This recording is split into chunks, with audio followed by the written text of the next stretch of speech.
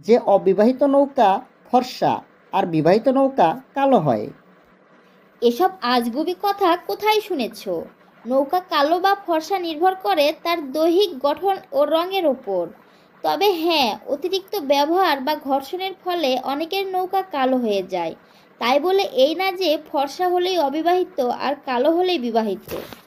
কিন্তু এটা তো সত্য যে অবিবাহিতরা প্রথমবার খেলার সময় নৌকা থেকে লাল পানি বের হয়, আর বিবাহিতদের হয় না। এই কথাটা কিছুটা সত্যি।